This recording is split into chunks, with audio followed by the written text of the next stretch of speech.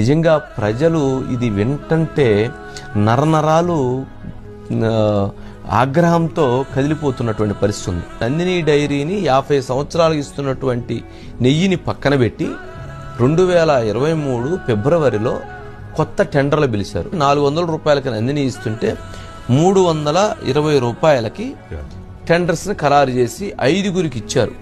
నందిని వాళ్ళు చెప్పారు, ఇది అలా ఇవ్వటం సాధ్యం కాదండి, తిరుమల వారి పవిత్రతని, శ్రీవారి పవిత్రతని, తిరుమల లడ్డూని ఇది చెయ్యాలి అని అంటే ఆవు నెయ్యి విషయంలో చాలా జాగ్రత్తలు తీసుకోవాలి. 400 రూపాయలకి మించి మేమే నష్టపోతూ మేము సప్లై చేస్తున్నాము.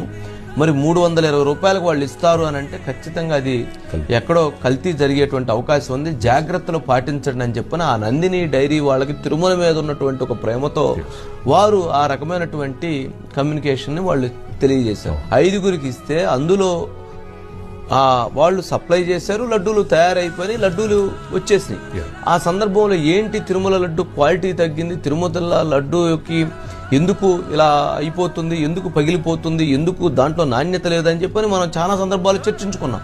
కాల్ఫ్ అనేటువంటి ఒక దాంట్లో ఉండేటువంటి టెస్ట్కి పంపించారు, ల్యాబ్కు పంపించారు. ఈ నెయ్యిలన్నీ పట్టుకొని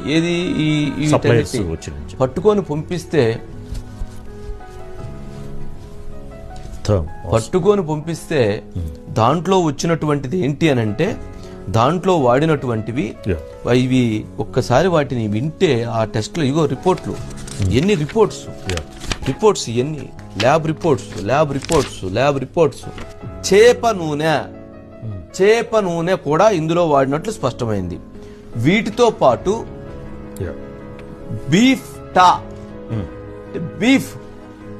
బీఫ్ అండి, గుడ్డు మాంసంలో ఉండేటువంటి ఆ లోపల తెల్లగా ఉంటుంది కదా, ఆ క్రీమ్ ని కొవ్వు నుంచి ఆ బీఫ్ టాని వాడారు. అట్లాగే పామ్ ఆయిల్, తర్వాత పంది కొవ్వు వాడారండి.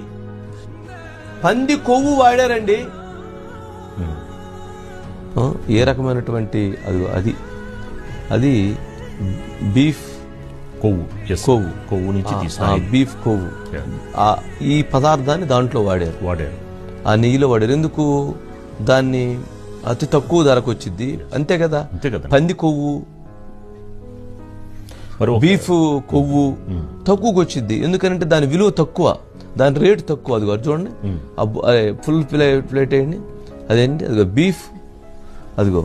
బీఫ్ తల్లెం.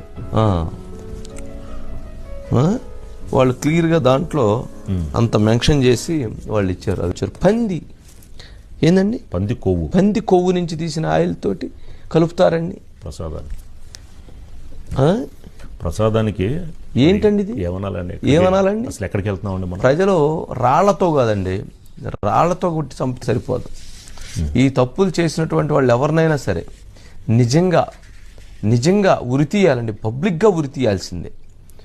తప్పు చేసినటువంటి వాళ్ళని పబ్లిక్గా ఉరి తీయాల్సిందే. ఇంకా అందుట్లో ఎటువంటి శషబిషలు కూడా అవసరం లేదు, ఎలాంటి ఆలోచన కూడా అవసరం లేదు. మరి ఈ రకమైనటువంటి చెప్తుంటే నరాలు తెగిపోతున్నాయి.